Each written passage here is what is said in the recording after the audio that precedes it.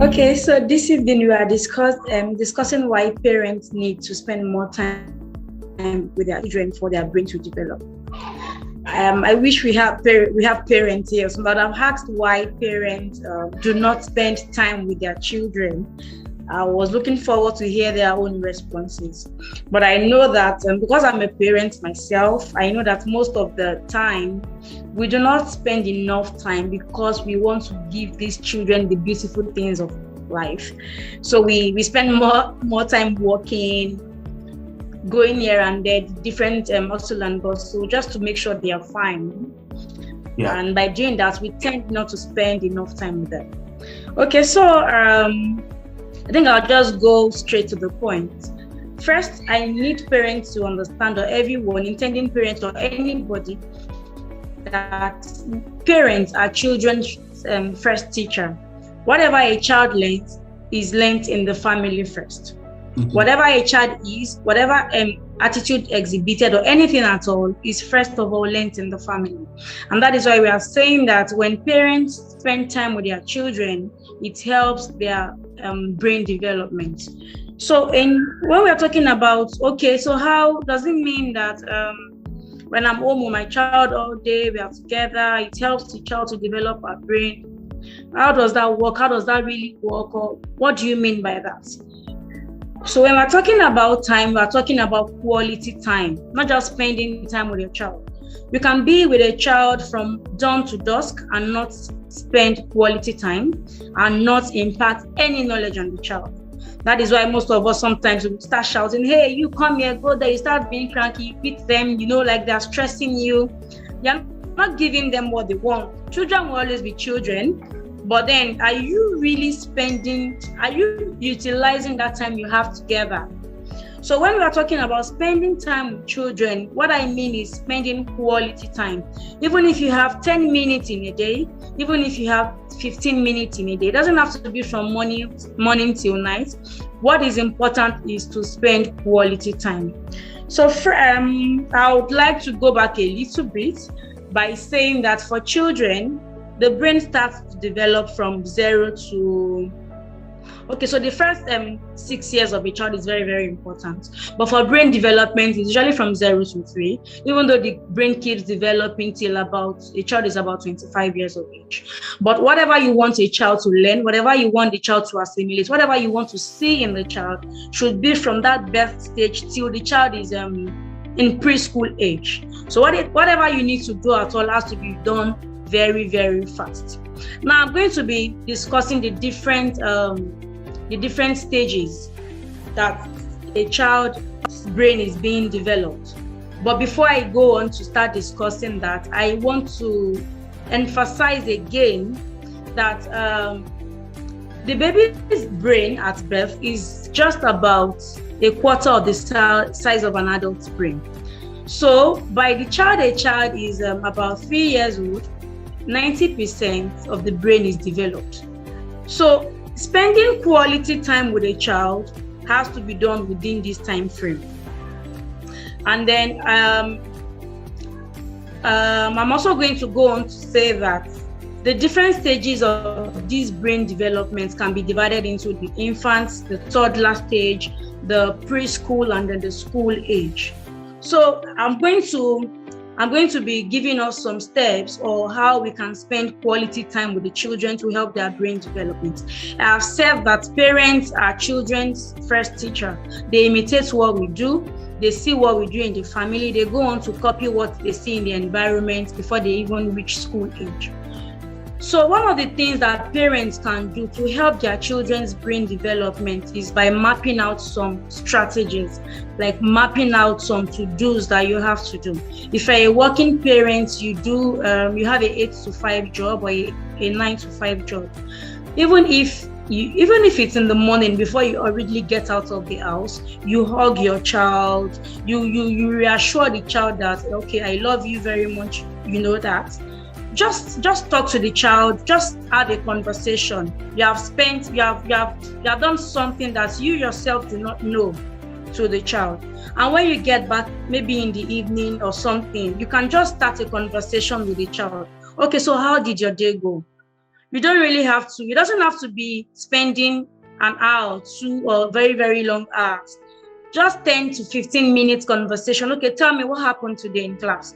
You do something differently. You are helping this child to not just develop communication skill, you are helping this child to develop social and emotional skill as well, and then the cognitive skill that where we have the brain parts, and that involves how to solve problems, how to think, and all of that. So communication is one of the ways by which parents can help children develop their brain. Let me highlight this so that we don't get confused. One of the ways, I'm going to be highlighting the ways we can help our children's brain develop by spending time with them now. So one of the ways, the first way is by playing with them. Children learn a lot of things through play. They learn a lot of things through play. We might think that those of them that are in preschool, they play, all they do is play, play, play. They're not just playing, you learn through play. There are different ways of playing. Okay, so if I want to play with my child, I already know the kind of game I want to play with this child. If I'm going to be teaching you how to play hopscotch on the tile or something, while we are doing that, you're also learning how to count. If it's a child that is just learning how to count from 1 to 30, and we are counting, we are jumping on the tile, we are counting, we are playing, but we are learning. And for those younger than the age where you can just jump around together, like the babies or the toddlers, when you talk to your child, you might think, oh, what does this one understand? Will this child understand me or something? You are making an impact. You are helping this child to form words, to form his or her own language. You are picking up letters from you. You want to get something. You want to wear a diaper for the child. You are talking to the child. Oh, Smith, I'm going to be wearing your diaper for you now. Okay, now we are going to be having dinner together. Now we are going to be watching this TV program. You are talking to that child like, oh, the child really understands what you're saying, or the child is your friend. So that is one of the ways you are helping your child to develop the brain. Another way is by reading. Reading is very, very, very important when it comes to developing a child's brain. You read to your child. Whether your child can read or not, reading, especially when you keep, for those that cannot read yet, when you keep reading a particular book to a child. So my first child, I took a career break when I had my first child. So I was home for about 2 years. I had all the time, and I can tell you that I have tested these things, and they actually worked. So I got books. We keep reading. I'll just read to her. Okay, this is a dog. This is a cat. Let's count. There are 2 apples. This is color red. There was a day we went out of the house together, and there was a dog on the street, and she said, "Dog." I was so shocked, but not very shocked, because I've been mentioning dog. We've been seeing the picture of a dog for a child as young as, I think it was just the second day after our first birthday actually. So when you read to your children, you're helping them to develop their brain, and you're also building a child that will end up loving books. So reading, playing with the child are very, very important. Another thing is singing to the child. What is their different nursery rhymes? Everybody knows Coco Melon now. So when you sing with them, all the rhymes have been done in such a way that it teaches them different things. If it's not teaching a value, a moral value, it's teaching a character. If they're not learning colors through the song, they're learning how to count. So when you sing along with them, you're helping them, you're helping the child. And all these things will not really take you the whole day. Even if it's when you get back from work at night or something. And for those that are fully at home with the children, you can just do these things, like just play around with these things. And you'll find out that, okay, by doing that, you are really teaching the child things. You're helping this child to grow. You're helping the brain to develop. Another thing I'm going to say is that playing is exploration. You're just helping your child to explore things. You don't really have to wait till you enroll a child into school before you start teaching your child. And one of the things I always say is that you don't leave everything to the school to do. You have to play your part first. Parents are children's first teacher. Whatever your child is going to, whatever thing your child is going to go and exhibit in school must have been learned in the house. So if you keep looking at your child, you keep looking at the child, you think, oh, this child is still young. I don't really have much or a lot of things to do. I don't even know. Even by talking or singing or reading together, you are teaching already. And then when it's time for when the child reaches school age, you won't find, the child will not find those things difficult. Even if a child, when a child gets into school, the first 2 weeks, the child is anxious. But for some children, you discover that they're not even anxious. They just, they get along and they go on as if nothing has happened. They don't have that fear of separation or anything.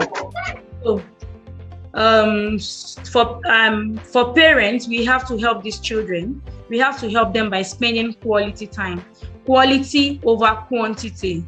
I don't have to sit with my child 24 hours every day to help my child learn kindness. I don't have to sit at home with my child all the days in the week to teach my child empathy.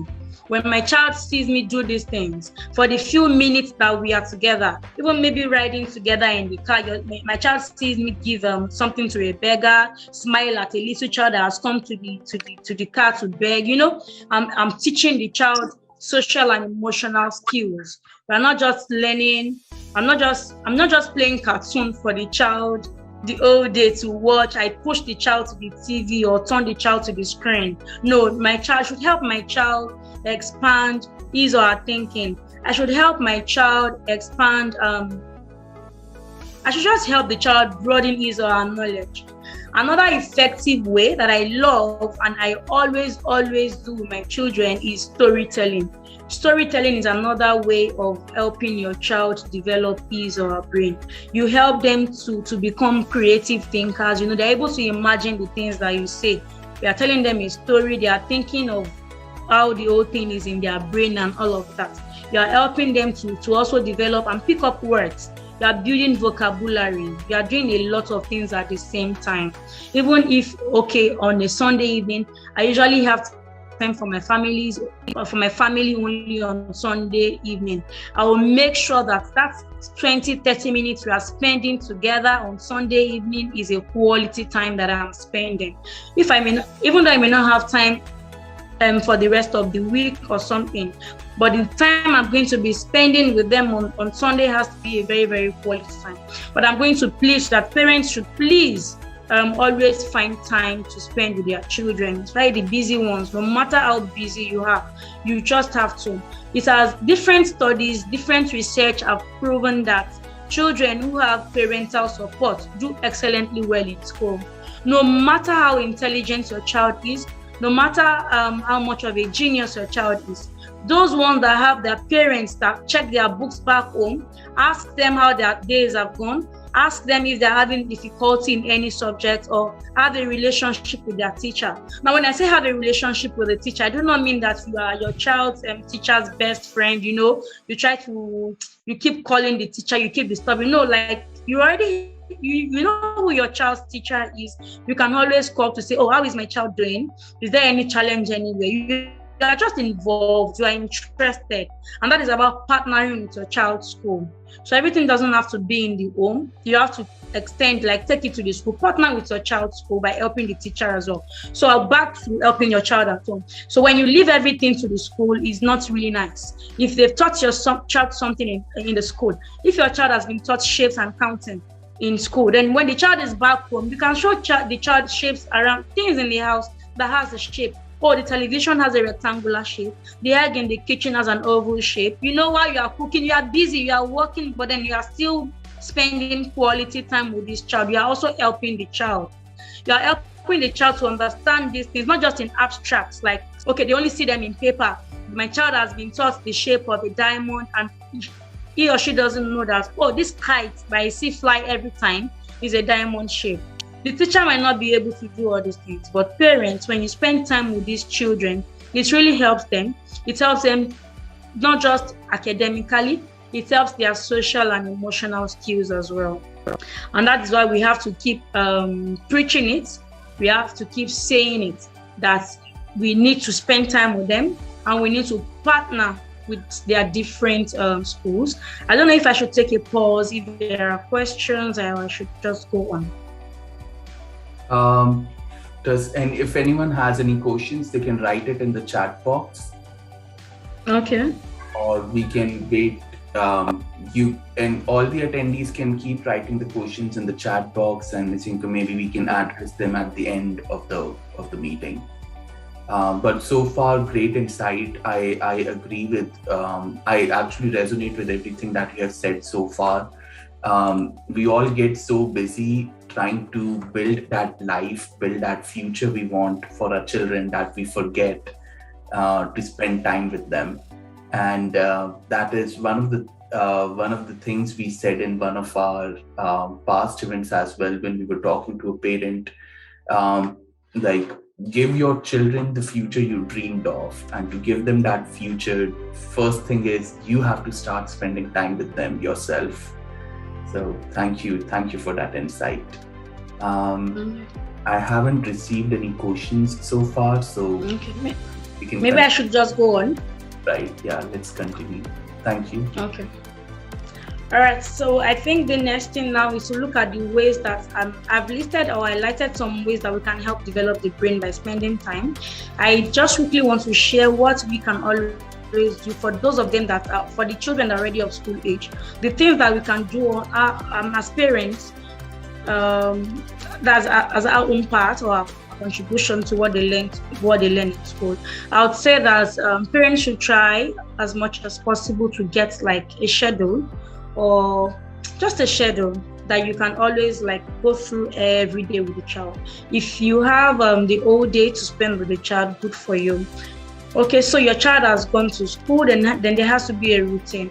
Even if you're not there, whoever is caring for the child can go through this. Of course, whoever is going to be caring for your child has to do the things that you must be able to do the things that you would have done if you were the child. You don't just want to get anybody to care for your child. If I'm going to be getting a caregiver for my child, then this caregiver has to be somebody that at least can teach my child what I would teach my child by following my own templates. Or maybe you want to add your own that I see that is very, very excellent. So one of the things that I have on my own schedule is, okay, my child has gone to school, I'm going to pick my child. We can start a conversation in the car to know how the day has gone. Okay, can you tell me what happened to you today? Because if you don't talk to your child, there's one thing about spending time with your child and another thing about talking to your child.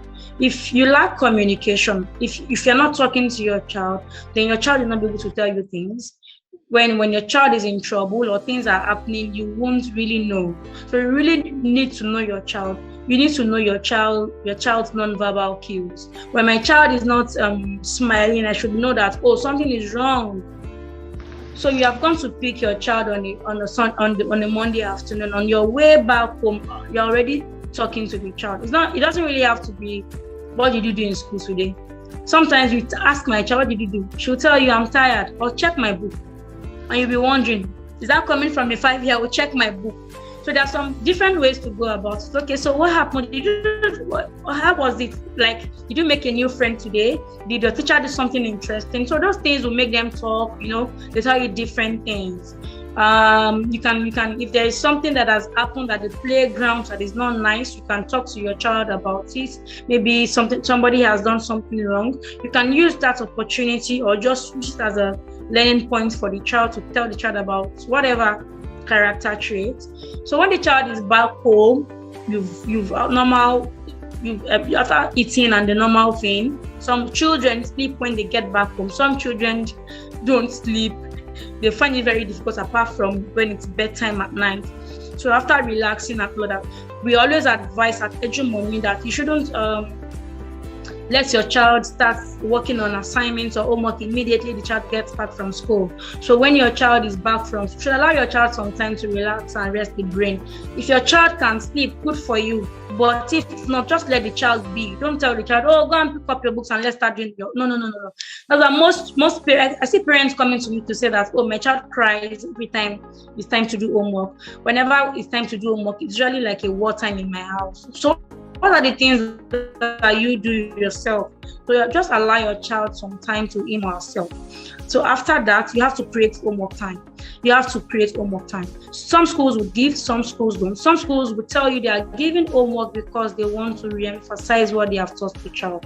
So one of the ways parents can help is by designating a place in the house for homework. Why do you want to do this? Because even when you are not around, you are teaching your child responsibility. Even if you're not around, your child knows that, oh, I'm supposed to sit here to do my work. Whether mommy or daddy is there or not, I go to that place, I go to my corner and I do my work. So you're making that child responsible by doing that. And if you don't designate a place for homework, then your child will keep flying around and you get tired of helping the child. But we have to be flexible about this. For some children, they like to lie down on their bed to do their work. So sometimes you just have to allow for some flexibility. They don't really want to sit down. Children have different learning styles. Some of them are visual learners. Some of them want to listen. Some of them are kinesthetic learners. They like to move their body. They have to do different things. So in doing all this, you are just helping your child. I think my network is unstable. Can you still hear me? Yes, we can still hear you. I think it's back. Okay. So in doing all of this, you are helping. In doing all of this, you are building the child. You are helping the child. And don't forget that whatever a child wants to know has to be taught between the first 6 years or 5 years of the child's life.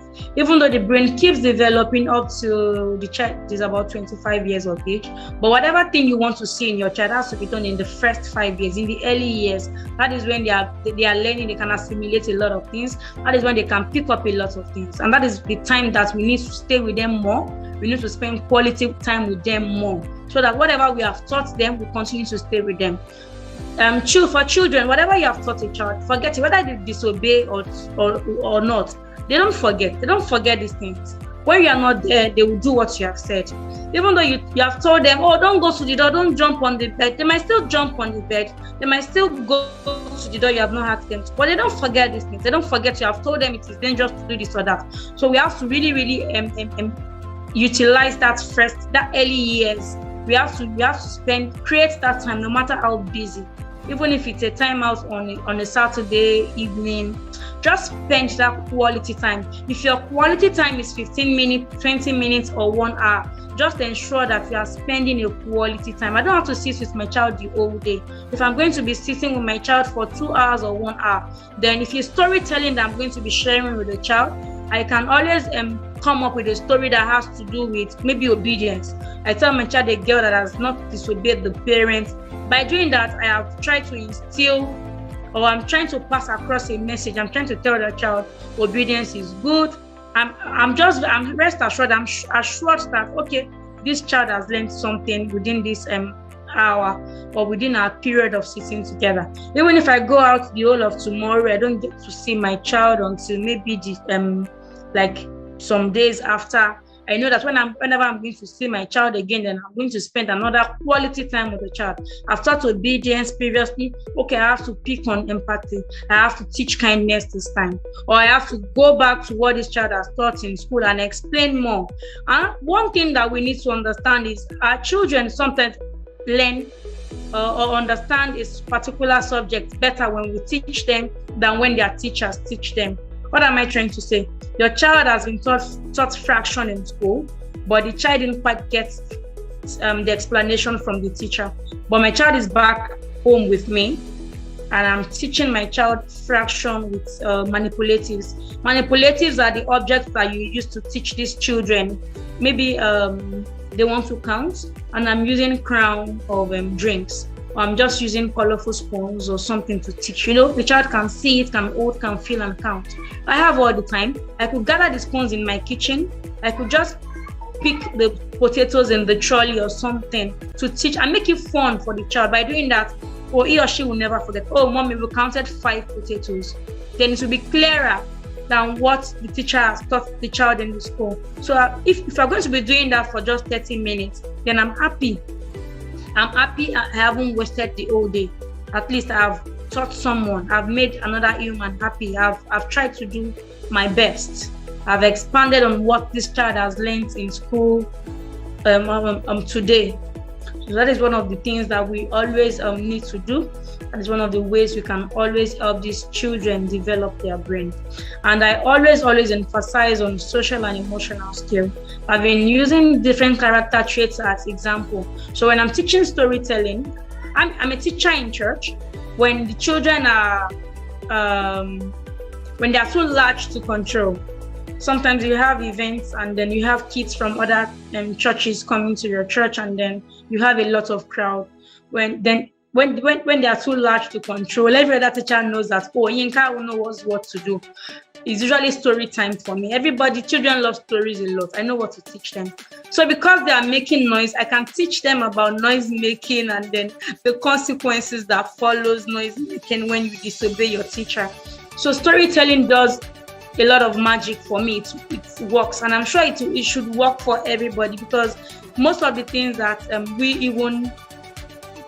some of the things that even the ones that are older than our own generation are through these folklores and folk tales they learn from grandparents. So when you use storytelling, when you're sitting with your child, you're even sharing your own personal experience with the child. Maybe you're growing up and all of that. Oh, I used to do this. One day I went to grandma, I did this. I was beaten for doing this. Your child is learning something from you. You are spending good time together. And please permit me to say that most times we usually give this role to the mother. It's not really about the mom. Both parents, I understand that in this part of the world, we usually see the men as the ones that will go out, to do the work and come back to you. But then children love it when they learn from their fathers. Children absolutely love it when their dad is around them and you are teaching them. They love it a lot. They're so used to their mothers. They're always their moms are, for some families, they are lucky. Their father do these things. You see the father attending PTA meetings. You see the father doing the school runs, But for majority, in my own family, I do the school runs and all of that.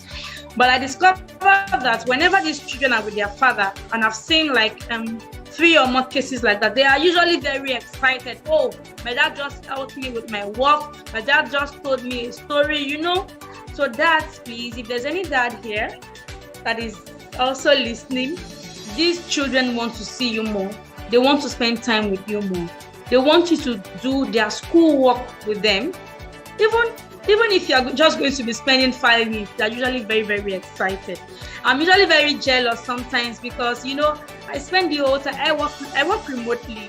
So I'm usually with them, but then when you see your father maybe once or twice in a week sitting with you, are laughing, they're so excited, like I've not been there, or I'm not doing anything. So fathers, these children love you. They want you to be more involved in their school work. So I think that I have highlighted the things that we need to know about children's brain development and all of that. Thank you, Ms. Yinka, very much. And your last point, I cannot agree with it anymore. We live in a world, and I see it everywhere and across all the continents and all the countries, across all cultures. Fathers think it's the mother's job to spend time with the kids and they don't even bother to go to the parents-teacher meeting. And sometimes I have personally seen cases where you'll ask the father, hey, what grade is your child in? And the father will have no idea. He'll turn to the child and be like, how old are you? So I totally agree with your point that even fathers should get involved, and children just enjoy it even more when the father gets involved in their growth and development. All right. Does any of our participants have any questions for Miss Yinka so far? Okay. We'll wait for participant questions, but I do have a question, Miss Yinka. So, okay. We are talking about increasing the father involvement. I'm not a father yet. I will be one day, hopefully. Definitely. So I feel like it's still the burden and the responsibility comes to the mothers. So how can a mother initiate that conversation and convince the father to get more involved in the children's life? How should a mother go about it? Okay, so I think that there won't be one way. It's not going to be a standard thing for all families. It depends on what works for your family. For some families, you can just talk to your husband. Some fathers are listeners, when you talk to them about, oh, your child wants to see you more, your child, some of them will think, okay, I think I've not been very, very much around. I have to do my best to be sure that I'm there for these children. Well, for some, maybe you go to these PTA meetings together and they get to see other fathers to know that, oh, okay, so fathers actually attend PTA meetings as well. Maybe we have fathers that think that fathers don't attend PTA meetings at all, or fathers don't drop their kids in school at all. Maybe when they start doing this thing. There's a family I admire so much in my child's school, I must really say this. The father and the mother bring the children to school every day together. And they come to pick them together. I don't know if they work in the same place, but they must definitely come together to drop them in the morning, and then they come back in the afternoon to pick the child. So now I want to say this. I'm going to have that the child is the best in that class. Okay. He's in a different arm of the class with my child, so I know him very well. Children, for some of us, everyone who is your child's class member, even without seeing them. You don't stop talking about their friends in class, so everybody's name already. So I'm always hearing his name. And then the last time I went for an event in the school, from the program I got about 5 awards, and I wasn't surprised. When you have your parents involved in your learning, when you have parents who are interested, then you see the results. You see a child that is really that means you are developing a genius child. You have the time to check and go through everything. So I just think that it has to do with a conversation thing. For women, if we don't communicate our needs, or if we don't communicate what we want, we just think that, oh, okay, my husband sees me, he should understand that he needs to help me. He should understand that he needs to be around the kids more. For some, you have to ask. You don't really have to assume or think that he's watching. Who told you the man is watching? He might be thinking of how to win a contract or to get a $1 billion business done. So if you don't ask or make the father understand these things, he might not really know. Right. So maybe we need to talk more to get help. Yeah, I totally agree. And that was a very great example that you just shared. Thank you for sharing. You just presented us a live example that how far can it go? You just shared with us that child where both father and mother are involved is doing significantly better than all other kids in that classroom. So I think that's a very key takeaway for all the parents attending the webinar today. I have one more question, Ms. Yinka. Okay. So I recently read an article and they talked about a concept called helicopter parents. And they said that there are some parents who spend way too much time with their children, and children become very, very protected from the harsh realities of the world. So where is that sweet spot? How will a parent know that, okay, now I'm doing too much, so I should do less? Or on the other end, how will a parent know I'm doing too less, I'm not doing enough, I should do more? So where is that line, and where does that line, how do we define that line? How does a parent know, am I doing too much or am I doing too less? I think that is just about finding a balance. Okay. It's about finding a balance, just creating a balance. I also want to raise independent out that is a good decision maker. So staying around my child for a very long time, or just caring for the child, to understand it correctly, like I'm doing too much. There has to be you have to draw a line between doing too much and then underdoing things by just finding a balance. I want to help my child excel in school, does not mean that I have to do everything for the child.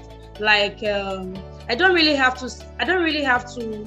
When we say you should help your child, like let me use homework as example.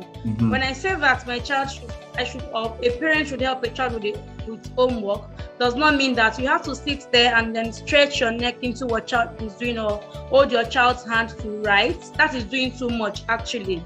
I want to help my child, but I still don't want to spoon feed the child. Like, no. I want to raise. You have to be able to think for yourself and stand up for yourself. I can supervise things. I can look at what you are doing and then still supervise and look at it from afar. I don't want to do what will be seen as me, like, I don't want, let me use maybe pamper or something too much. In the course of training or bringing up the child or something, I don't want to overdo things. Because I want to teach you all the good social and emotional skills in life does not mean that I have to, okay, you're trying to touch fire, then I have to start screaming, oh, that is fire. Of course, if you put your hand in the fire, it will hurt you. And then you would know that I shouldn't put my hand in the fire next time.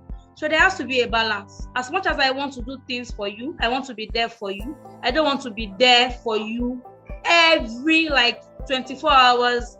I don't know how to put this now. So, okay, one of the things that we teach is outdoor play. We are saying that we should allow children to play, that while they play, they learn.